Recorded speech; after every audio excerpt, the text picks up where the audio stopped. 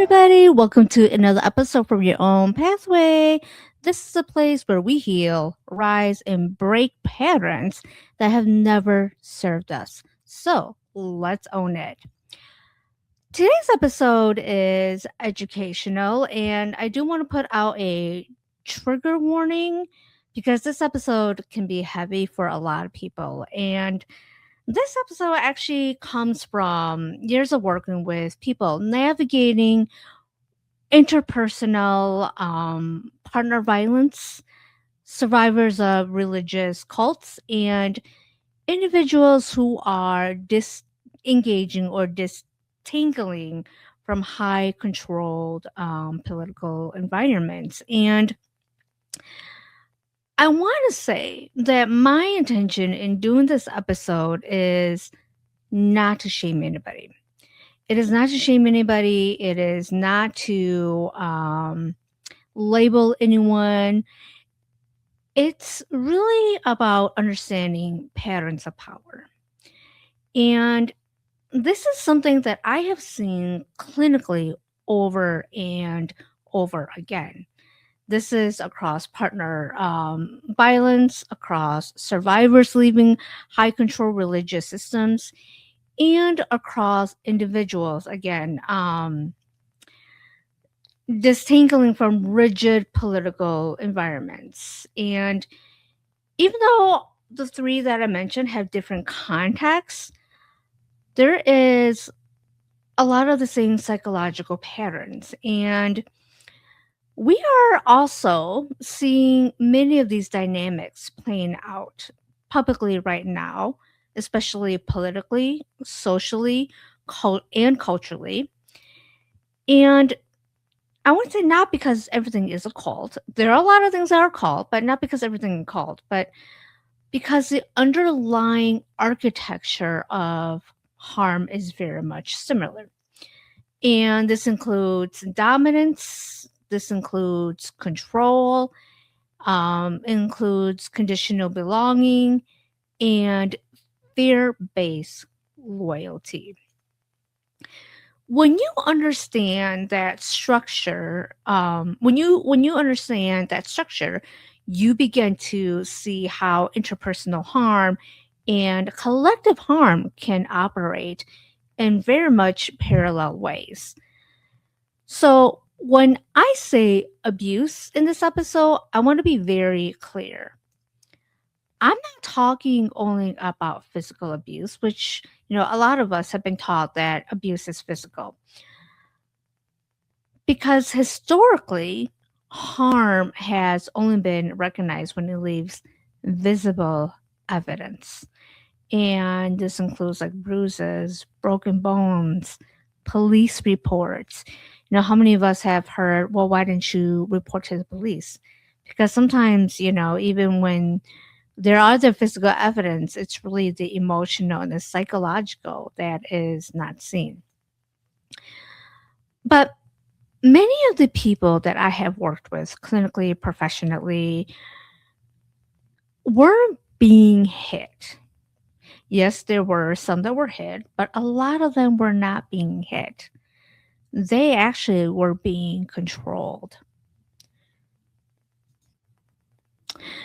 So, the first part of this episode is I want to address something that when I worked with clients and they were kind of questioning their relationship. And I would ask them and I would, try to gauge what it is that they're feeling. And, you know, when I educated the client about, okay, this is what power control and that is part of abuse dynamics. The clients, and I'm going to say this often women, because a lot of my work was working with women, their automatic defense was, oh, but they don't hit me. And that is a common misperception, and we're going to go through this. And so, even when the client says, oh, but they don't hit me, they don't hit the client personally, who I'm working with. But then the details unfold, and they would say, "Oh, but, they punch walls." And yes, I'm going to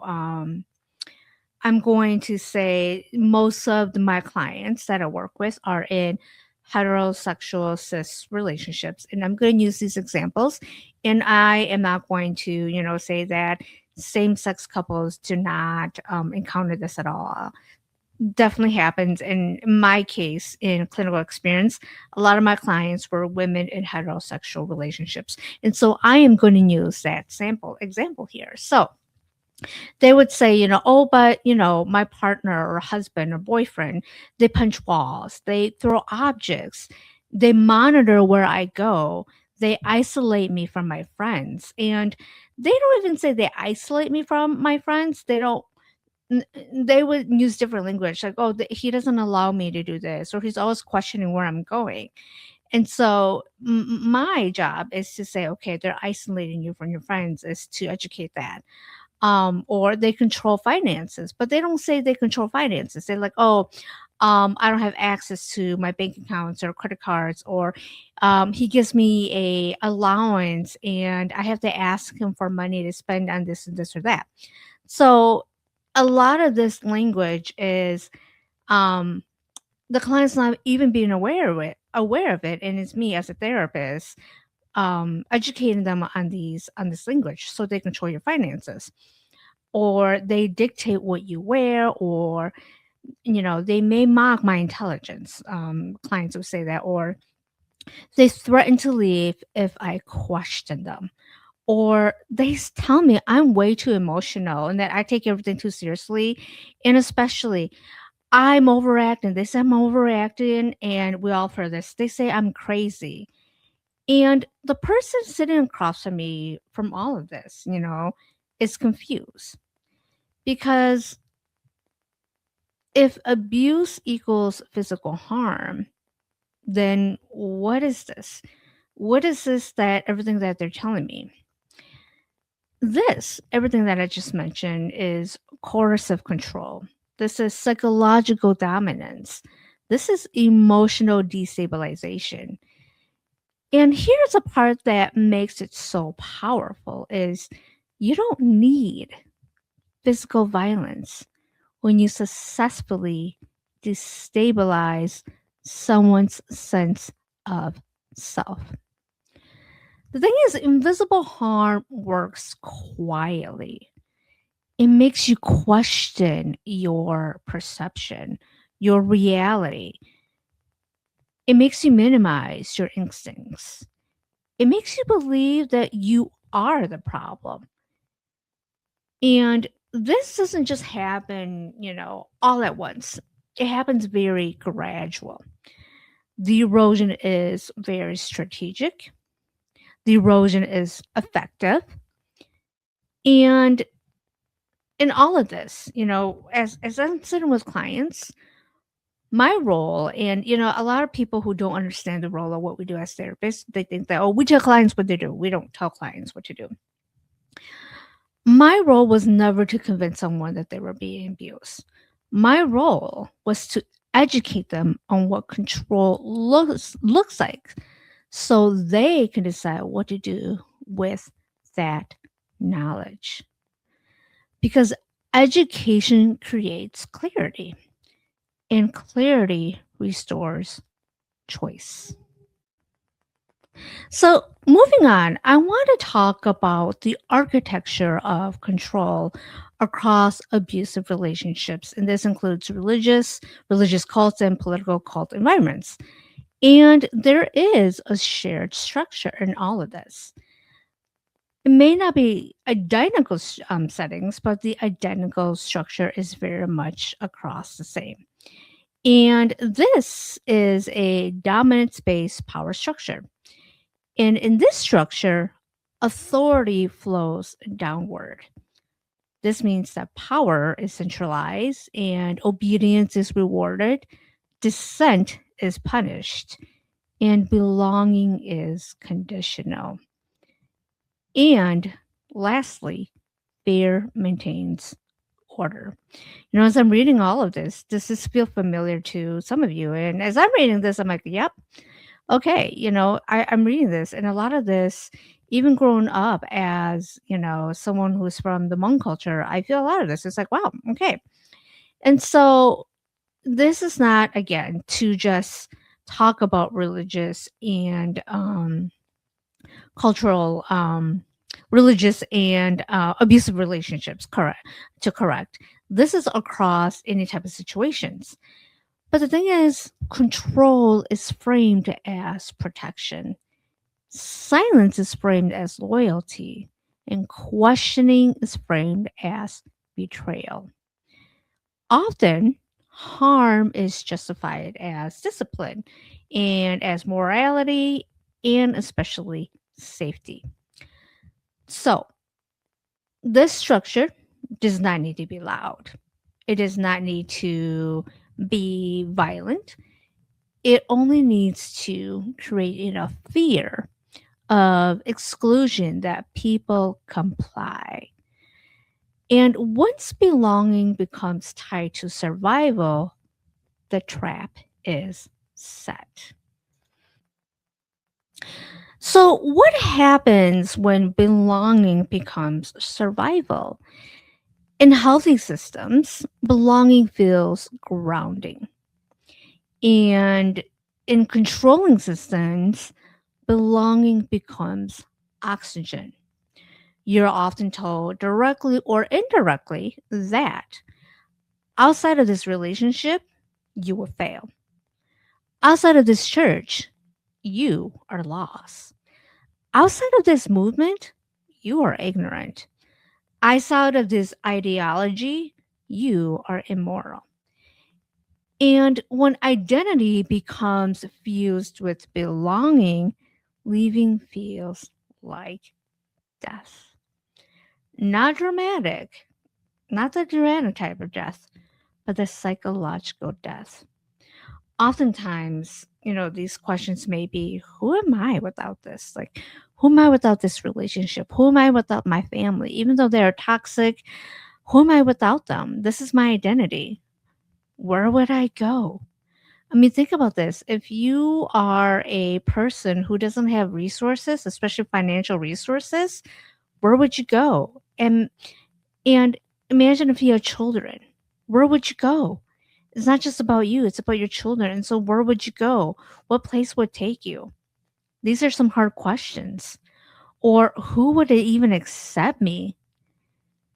That that fear is not weakness. Everything that I mentioned is not, the fear is not weakness.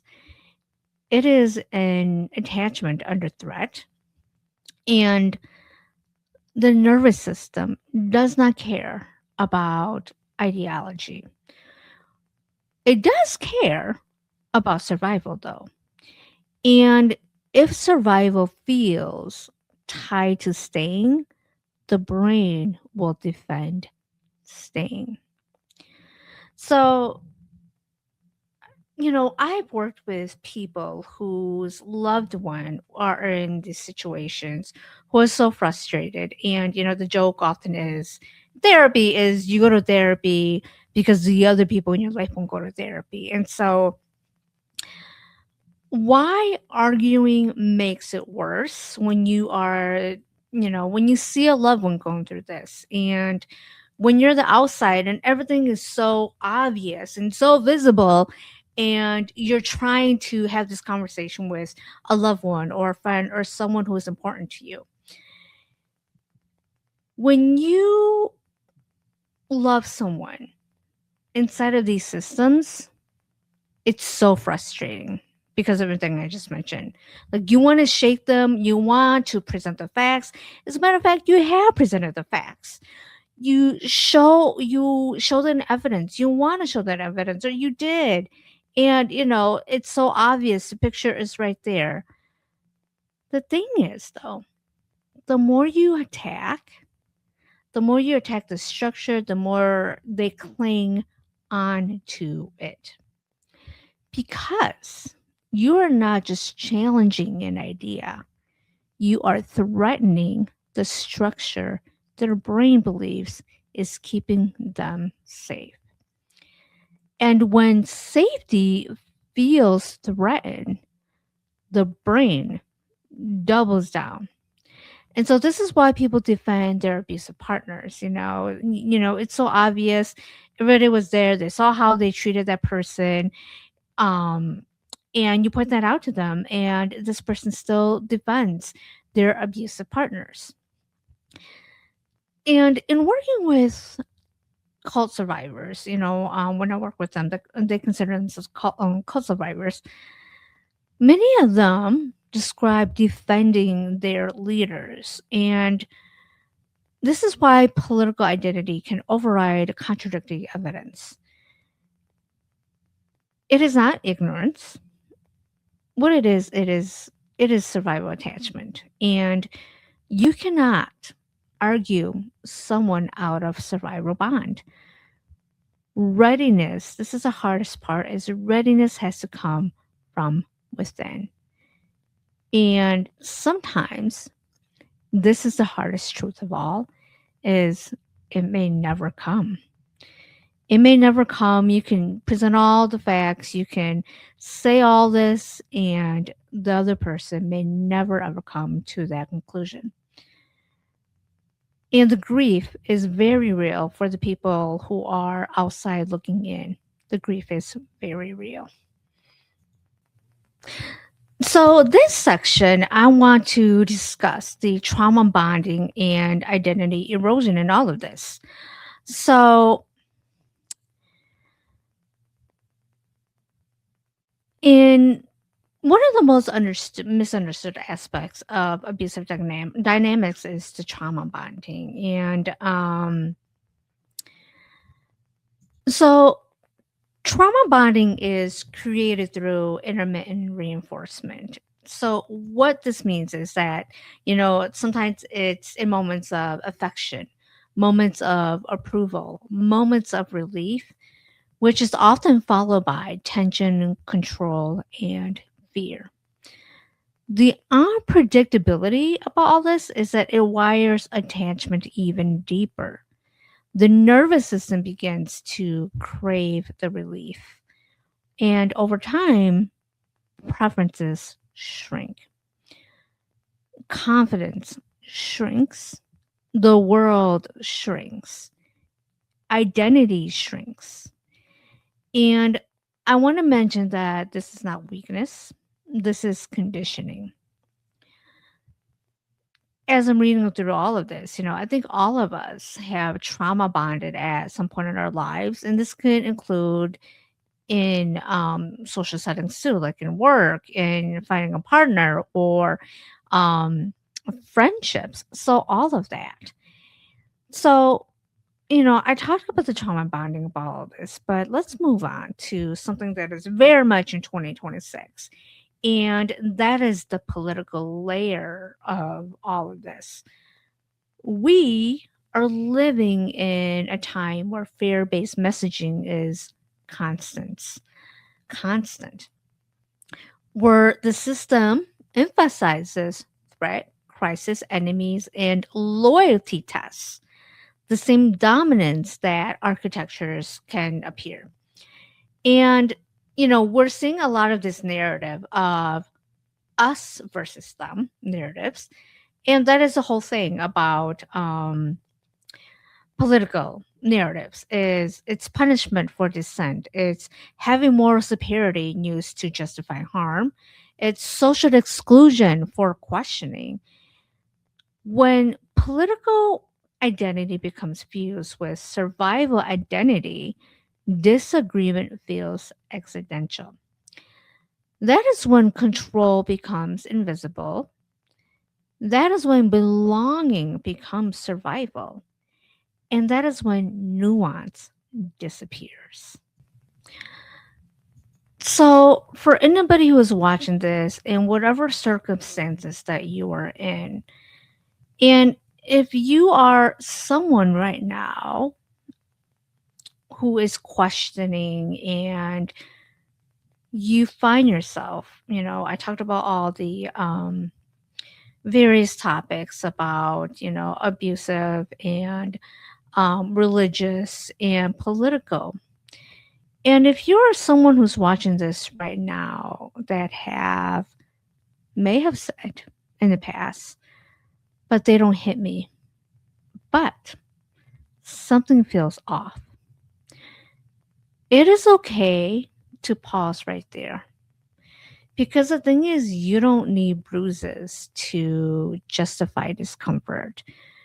You do not need permission to question.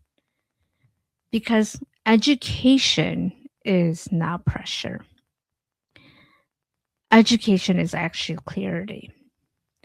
Because clarity allows you to move at your own pace. For anyone who is watching from the outside, watching a loved one, someone you care about, go through any of these scenarios or situations, I also want to say that you are allowed to feel grief. When we think of grief, we often think about the passing of a loved one or someone we care about. And grief is so much more nuanced than that. You're allowed to feel grief for someone who you see that won't see what you're seeing. You're allowed to feel the anger. You're allowed to feel powerless. But the thing is, no matter how hard you try, you cannot outlogic a survival bond. You cannot force awareness, no matter how much you try. Again, even though all the awareness and evidence is right there, you cannot force awareness. And sometimes loving someone means accepting the limits of your control. And I just want to say that your grief, that grief deserves space also. So I know that this was a heavier episode, and I want to close this off by saying and talking about the quiet traps of control are rarely obvious. And that's why it is so powerful. Why? Because they are gradual, they are justified, they are normalized, and they are often embedded within larger cultural systems that reward dominance and silence. That is why understanding power architecture matters so much. So, when you see the structure, you stop blaming yourself for surviving inside of it. Because invisible harm is still harm, psychological control is still control. And clarity. Clarity does not force, it allows real change. So I know that this episode again was a little heavier. And if you're watching this and you wonder if this is something that you're going through or if you're a person, a loved one watching this from outside and you want to do so much to help that person who is inside the system, I hope this episode also helps you see what you can do, and especially more for yourself, and that forcing oftentimes backfires.